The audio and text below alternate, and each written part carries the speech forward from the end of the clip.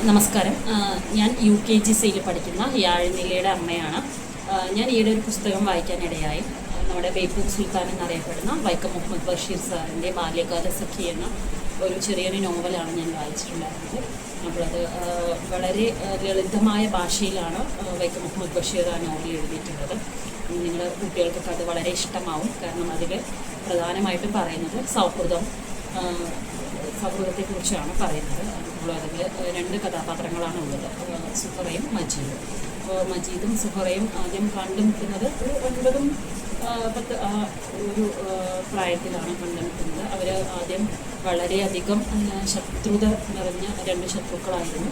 പിന്നീട് അവർ സൗഹൃദത്തിലാവുകയും കുറച്ചുകൂടി മുതിർന്നപ്പോൾ അവർ തമ്മിൽ അറിയാതെ പ്രണയത്തിലാവുകയും ചെയ്യുന്നു. അപ്പോൾ അത് വളരെ മനോഹരമായിട്ടാണ് ബഷീർ സാറ് ഇതിലോരോ കാര്യങ്ങളും വിവരിച്ചിട്ടുള്ളത്. അപ്പോൾ അവരുടെ പ്രണയവും സൗഹൃദവും പ്രണയനഷ്ടവും നമ്മൾ വായിക്കുമ്പോൾ അറിയാതെ നമ്മളതിൽ ലയിച്ചു പോകും. അത് വളരെ മനോഹരമായിട്ടാണ് ബഷീർ സാറ് പറഞ്ഞിട്ടുള്ളത്.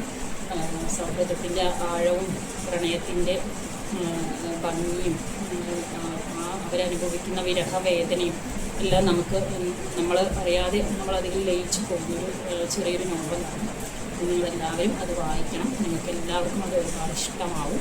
അതൊരു നല്ലൊരു നോവലാണ്. ബഷീർ പറഞ്ഞിട്ടുണ്ട്, ബാല്യകാല സഖി എന്ന് പറയുന്നത് നമ്മുടെ ജീവിതത്തിൽ നിന്നും അടർത്തിയ ഒരു ഏടാണ്.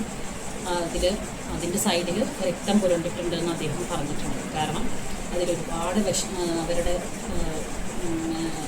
സുഹറയുടെയും മജീദിൻ്റെയും സൗഹൃദവും പ്രണയവും എല്ലാം വളരെ വളരെ വിശദമായിട്ടാണ് അദ്ദേഹം പറഞ്ഞിട്ടുള്ളത്. നമ്മളത് വായിക്കുമ്പോൾ നമ്മളറിയാതെ ആ കഥാപാത്രമായി മാറിപ്പോകും. അപ്പോൾ വളരെ നല്ലൊരു പുസ്തകമാണ്. അപ്പോൾ നിങ്ങളെല്ലാവരും അത് വായിക്കണം. Thank you.